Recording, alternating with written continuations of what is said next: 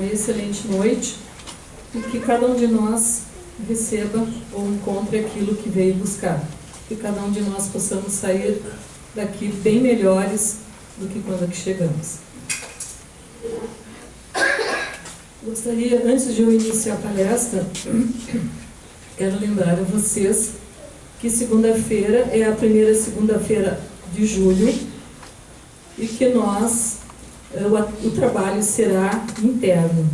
É trabalho para os médiuns, portanto, nesta segunda-feira não haverá trabalho para o público. E também gostaria de colocar a informação para vocês, acho que não é em primeira mão, acho até que o Norberto já falou sobre isso, mas que nós teremos um seminário de apometria no dia 17 de agosto. Estamos preparando e à medida que o tempo for passando, nós vamos colocando no blog as informações e os avisos pertinentes a esta data. Este seminário em que nós vamos abordar a apometria vai ser com base na nossa experiência de trabalho, o trabalho feito na nossa casa, nossa experiência, apometria e umbanda. Então, vocês aguardem que vamos divulgando à medida em que for se aproximando o tempo, mais informações sobre este assunto. Hoje, então, eu vou falar um pouquinho sobre a apometria. Porque nós percebemos que tem vindo muitas pessoas na casa buscar atendimento com apometria, pessoas que vêm pela primeira vez, pessoas que nunca vieram na casa ou que não conhecem nada sobre a apometria, nunca ouviram falar, não sabem do que se trata. Mas alguém da família, conhecidos, parentes, recomendaram. Vai lá, faz um trabalho, e lá eles fazem entendimentos com a apometria. E as pessoas vêm buscar e realmente não conhecem, nunca ouviram falar, não sabem nada, não sabem o que aguardam. A apometria, ela não... Como é que eu vou dizer? A apometria, qualquer pessoa pode se beneficiar desse tipo de tratamento, desse tipo de trabalho. Ela não diz respeito a nenhuma religião, pode ser protestante, católico, umbandista, espiritualista, espírita, qualquer um que esteja necessitando pode vir buscar atendimento. Então, qualquer pessoa de qualquer idade, tanto crianças como adultos, não tem restrição de idade. E o que é então a apometria? Só para a gente relembrar, vamos falar um pouquinho. A apometria nada mais é que uma técnica de auxílio espiritual. É uma técnica de trabalho, uma ferramenta de trabalho. Com base no desdobramento anímico, ou seja, desdobramento dos 3 corpos correspondentes ao quaternário inferior, ou seja, o duplo etéreo, corpo astral e mental inferior ou concreto. Esse desdobramento, como ele é feito? Esse desdobramento é feito através de quê, gente? Através de campos de força que são criados pela mente de uma pessoa ou de um grupo. E que, por intermédio dele, podemos acessar os campos da pessoa que está sendo atendida e por aí compreender ou entender, acessar todas as suas desarmonias. A apometria, portanto, é tão somente uma técnica de trabalho. É uma técnica de apoio que facilita o desdobramento dos sensitivos, dos médiuns que estão atuando no grupo. E isto também se aplica em relação ao atendido. Este tipo de desdobramento, nós devemos compreender que ele não tem nada a ver com desdobramento em viagens astrais. Esse desdobramento ou afastamento do corpo astral, corpo etérico, ele é feito no local onde existem barreiras magnéticas de proteção aos médiuns. Os médiuns não saem em viagem astral por aí, e tudo é feito no próprio local de trabalho com assistência do plano espiritual. Então, os médiuns são levemente desdobrados para que haja uma maior sintonização com a espiritualidade, com seus guias, com seus mentores, e os médiuns tenham condições de acessar com mais facilidade as informações que são passadas do plano espiritual. Os médiuns não saem viajando por aí, não saem indo de planeta em planeta e nem indo nos planos astrais superiores, nos hospitais, trabalhando dentro dos hospitais. Até porque nós não temos condições, nós ainda na situação em que nos encontramos, não temos condições de manter por muito tempo a nossa concentração. Para que isso acontecesse, nós teríamos que ter um padrão mental, um padrão elevado. E será que nós conseguiríamos por 2, 3 horas manter este padrão? Quando a gente sabe que muitas vezes os nossos mentores, os nossos guias, têm necessidade de um rebaixamento vibratório para poder chegar até nós, para realizar o trabalho conosco.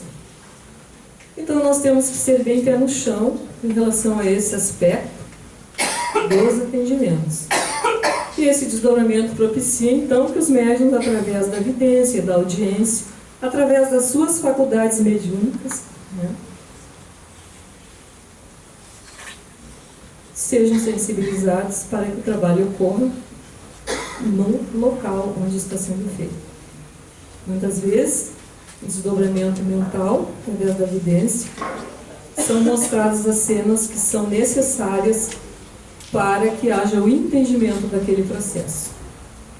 Então, dito isto, o que acontece, nós precisamos compreender que o que acontece, então, nos trabalhos a partir do momento em que nós iniciamos os atendimentos, até o momento que nós desdobramos os médiuns, nos preparamos, desdobramos os consulentes, a partir desse instante é que se estabelece a abrangência terapêutica do atendimento espiritual, do atendido. Por quê? Porque ele é dirigido pelo plano espiritual, que sabe o merecimento e até que ponto o exercício do livre-arbítrio do consulente é responsável por suas mazelas, desde que a semeadura é livre, mas a colheita é obrigatória. Então, nós temos que prestar muita atenção para esse tipo de acontecimento. O êxito da apometria reside na utilização da faculdade mediúnica para termos cobertura do contato com o mundo espiritual inferior, dado que este é o grande foco do socorro. Vocês vejam bem, a maioria das obsessões, elas acontecem aonde? A gente nunca ouviu falar, né, pessoas que existem obsessões no plano espiritual superior. Quando se tratam de obsessões ou de transtornos anímicos obsessivos, nós estamos falando plano espiritual inferior, espíritos sem conhecimento, espíritos menos esclarecidos, vamos dizer assim. Então, para se trabalhar com apometria, é necessário que os médiuns conheçam bem as leis da apometria e as técnicas de trabalho. Não pode ser um trabalho de amador, não pode ser um trabalho de especulação. E o grupo que se dedica a isso precisa de estudo constante, de renovação constante nestes assuntos. Muita prática, estudo, disciplina, prática, estudo, disciplina. Porque se trata de manuseio de energias. Quando nós estamos trabalhando com apometria, nós estamos trabalhando com energias, o que exige responsabilidade, amor e discernimento. Porque nós não temos condições de analisar, de avaliar a consequência desta aplicação das energias no plano astral. Então é indispensável o estudo contínuo para melhorar a nossa condição de melhor servir nos trabalhos de caridade. Não vamos pensar que nós vamos pegar alguma matéria sobre o assunto, vamos ler, fazendo uma leitura rápida, vamos sair estalando dedos, fazendo meia dúzia de contagens e estaremos prontos para o trabalho. Não é assim. Primeiro nós precisamos nos habilitar, precisamos conhecer tudo sobre o assunto, precisamos praticar, reunir um grupo de pessoas afins, pessoas fraternas, que gostem de trabalhar juntos, que se preocupem com o próximo, que façam o seu trabalho com amor e caridade. E que essas pessoas gostem de estar junto, trabalhando e estudando, trocando ideias, procurando sempre melhorar, para melhor atender. É necessário acreditar na magia da força da mente e na espiritualidade. Nós precisamos acreditar que nós somos capazes de fazer, porque trabalhamos com campos de força, trabalhamos com coisas que nos são desconhecidas no plano material. Então nós temos que acreditar que somos capazes e que podemos. Precisamos ter conhecimento, vivência evangélica, por parte de todos os trabalhadores do grupo, não só do dirigente. O grupo deve ter responsabilidade sobre o que está fazendo, seriedade, amor ao próximo, harmonia pessoal e do grupo, porque ninguém passa aquilo que não tem. Vocês vejam bem.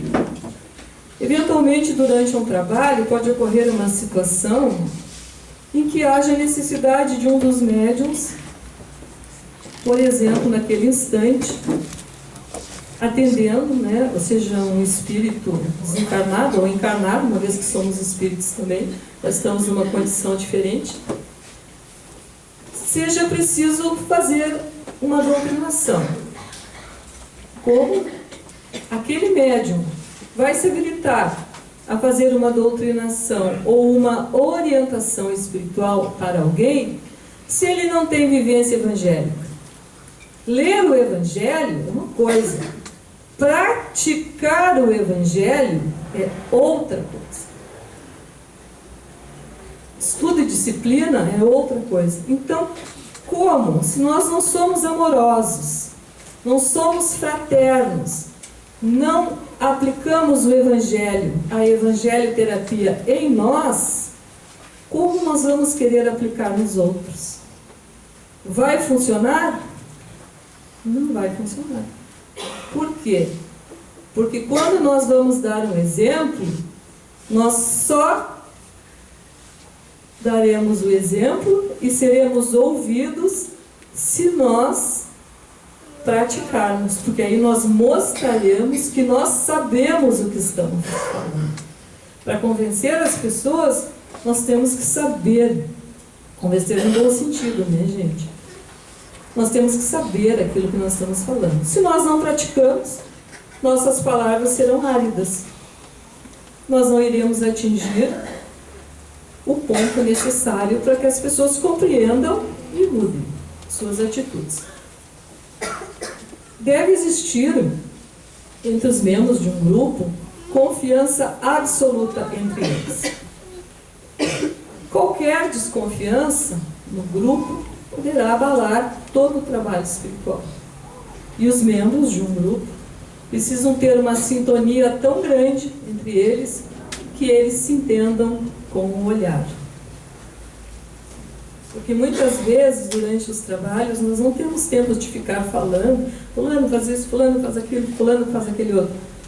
Quando nós já conhecemos o trabalho, nós sabemos como é que funciona e qual a sequência dele, nós já nos conhecemos e nós já olhamos um para o outro e nos entendemos somente com o olhar. É preciso existir entre os membros daquele grupo harmonia e amor fraterno. eles precisam se entender.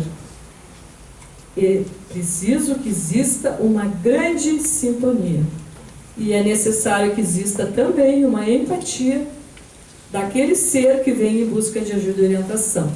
Porque se aquele ser que está buscando ajuda chegar e não simpatizar ou não gostar daquele grupo, não haverá condições de se fazer o trabalho. É a mesma coisa quando nós vamos buscar atendimento em algum lugar, seja médico, psicológico, ou seja lá do que for, terapeuta qualquer, e nós não gostamos, existe uma barreira, a gente chega e parece que as energias não batem, não fecham. Isso em qualquer área de relação da nossa vida. Nós ficamos desconfiados e não nos abrimos para receber o atendimento. Então, essa empatia é muito importante que exista. E o grupo tem que ser fraterno e precisa compreender que aqueles seres que ali estão em busca de ajuda e de orientação estão necessitados e precisam de carinho e precisam de compreensão. O que não significa passar a mão por cima das mazelas das pessoas. O que não significa ser bonzinho. Então,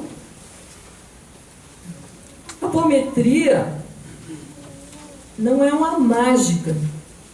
Ela não funciona num passe de mágica. A apometria não funciona desta forma. É necessário que, quando o ser está em sofrimento, para que ele se liberte daquele sofrimento, é necessário que exista um comprometimento daquele ser para que ele melhore, para que ele mude.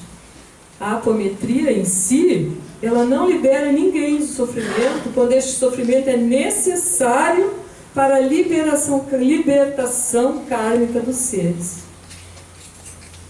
Puxa vida, mas então não tem remédio. Então ninguém tem remédio, ninguém vai conseguir ajuda, ninguém vai conseguir melhora. Vai sim, desde que a pessoa se proponha a trabalhar para si. O comprometimento maior é dela. Ela vai fazer a parte mais difícil.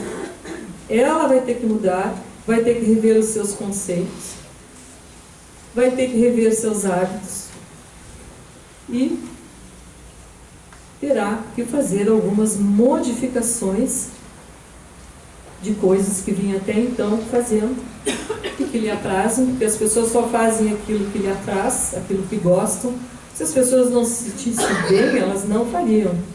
Então nós precisamos mudar, nós precisamos rever nossos conceitos, o nosso modo de agir em relação a nós e aos outros, nossas posturas diante da vida, para que as coisas comecem a acontecer. Porque ninguém, seja apometria ou seja lá o que for, ninguém vai curar ninguém num passe de mágica. Tem que haver um comprometimento das pessoas, e inclusive em seguir com o tratamento. Não é, chegou, foi atendido, foi embora e nunca mais voltou. Puxa vida, eu fui atendido, eu fui lá buscar ajuda e não aconteceu nada. Mas não vai acontecer. Se a pessoa não fizer a sua parte com seriedade. Então nós precisamos entender que nós temos que nos comprometer conosco mesmo, com nossa saúde, com nossa saúde espiritual. Porque as coisas elas não andam separadas, elas andam juntas. Então a apometria não é uma mágica que libera ninguém do sofrimento, quando ele é necessário para a libertação kármica do ser. Existem casos e casos, né, gente? Nós não podemos generalizar sobre nenhum. Tudo é possível e todas as variáveis estão mudando a toda hora, porque nós vivemos num mar de possibilidades e todas as nossas ações podem mudar as coisas, sejam para melhor ou para pior. Tudo vai depender do nosso entendimento e do nosso comportamento. Então muitas pessoas chegam para os atendimentos com grandes expectativas milagrosas, e muitas vezes elas esperam uma regressão de vidas passadas para acessar informações de outras encarnações. Ou algumas até vêm com a intenção de trocarem o seu karma por um karma melhor, achando que a apometria é um balcão de negociações ou de escambo com a espiritualidade. E não é isso que acontece. Nós não podemos negociar com a espiritualidade. Isso não existe. Se nós não nos propusermos a melhorar, as coisas não vão acontecer. As pessoas que vêm em busca de atendimento, em busca de solução mágica, a maioria sai frustrada. Por quê? Porque quando elas chegam, a orientação que elas recebem é orientação básica, tradicional, que não só as casas de Umbanda, as casas de caridade umbandista, como a maioria das casas espíritas e espiritualistas dão, que é reforma íntima, mudança de valores e crenças pessoais e despertamento interior para as questões espirituais. Muitas pessoas, quando são atendidas, quando elas são orientadas, elas ficam frustradas. Algumas dizem assim: puxa, eu levei um pito. Eu fui lá em busca de orientação e levei um pito. Porque às vezes elas não estão esperando ser chamadas à razão. Às vezes elas entendem como um pito. Ah, me passaram uma carraspana. Não é assim. Às vezes é um chamamento à razão. E se a pessoa for muito delicada, não acontece nada. Às vezes nós temos que ser bastante incisivos para acordar as pessoas para a realidade que ela está inserida naquele momento. Então, muitas vezes é um chamamento à razão. E as pessoas, tem umas que gostam, tem umas que não gostam, que acham assim: ah, eu fui lá, eu levei um pito daquele pessoal. Não é isso, gente. Às vezes é assim, ó, vamos chamar esta pessoa para que ela entenda, né, as coisas que estão acontecendo ao redor dela. Porque às vezes as pessoas não compreendem, elas não conseguem enxergar as coisas que estão acontecendo ao seu redor. Quando o atendido está com seu merecimento distorcido, com seu livre-arbítrio desrespeitado, através de obsessões ou processos magísticos, a apometria ela é uma importante ferramenta. Mas por si só, a apometria não garante nada, nem é eficaz. No momento, primeiro, a pessoa recebe um alívio, ela se sente melhor, ela sai se sentindo aliviada. Mas isso não basta.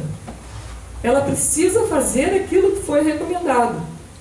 Seja a leitura do Evangelho no lar, seja recebimento de passes, magnetismo, teriatria, seja vir nas sextas-feiras, tomar o passe, fazer ritual do fogo, consultas e palestras, enfim. Existem passos que devem ser seguidos depois para que se dê continuidade ao tratamento. Porque não adianta sair e não voltar mais, não fazer mais nada. Vou ficar de braços cruzados agora em casa, achando que está tudo maravilhoso. Não, eu tenho que fazer a minha parte. Por mais dura que ela seja, porque envolve mudança, e esse caminho, essa mudança, o caminho espiritual é um caminho solitário, é um caminho de cada um, porque cada um tem que fazer suas escolhas, não funciona igual para duas pessoas, para marido, mulher, irmãos, pais, filhos. Ele vai ser individual, vai ser sofrido. Por que sofrido? Por que sofrimento nesse caminho? Porque nós temos que fazer escolhas. E muitas vezes nós temos que abrir mão das coisas que nos são agradáveis para que nós possamos mudar. Deixemos de fazer aquelas coisas que nos agradam, mas que muitas vezes nos prejudicam, ou prejudicam terceiros. Por isso ele é solitário, porque são escolhas próprias. A escolha dela não serve para mim, a escolha do outro não serve para mim, e assim vice-versa. Cada um vai trilhar de uma forma diferente, de acordo com a sua bagagem perpétua, seus conhecimentos, com tudo aquilo que nós trazemos junto conosco ao longo das nossas vivências, ao longo da nossa caminhada. Então, os grupos sérios não informam aos consulentes detalhes sobre suas vidas passadas. Por quê? porque só alimentam a curiosidade pueril e isso não leva a nada. O que nos adianta saber o que fomos ou deixamos de ser em vidas passadas? Não vai trazer nada, não vai acrescentar nada para nós, né? É temerário dispensar a mediunidade no exercício da apometria. Pois qual de nós encarnados sabe e tem condições de decidir o que fazer e a abrangência energética do que é justo invocar e pedir através da força mental diante do espírito atemporal? O que nós sabemos sobre o espírito atemporal que está ali à nossa frente? Nós temos condições de julgar ou de avaliar a situação em que aquele ser se encontra, por que ele se encontra, como ele chegou até ali? Nós não temos. Quem tem condições de avaliar é a espiritualidade. Portanto, temos que compreender que somente o plano espiritual e os espíritos benfeitores têm condições de dirigir e determinar o alcance terapêutico dos atendimentos. Sempre, sempre de acordo com as leis divinas. Nós não podemos passar por cima delas. Precisamos respeitá-las, respeitar os seres que estão em busca de ajuda e orientação, trabalhando sempre em parceria com a equipe espiritual. Sem o apoio da equipe espiritual, nós não fizemos nada, nós não somos nada. Somos apenas um conjunto de técnicas. Então, apenas algumas palavras para que pessoas que nunca ouviram falar pela apometria, que estão pela primeira vez em nossa casa, saibam alguma coisa sobre como ela é, como ela funciona e sobre os nossos procedimentos. Vamos então colocando as nossas bolsas no chão, no centro.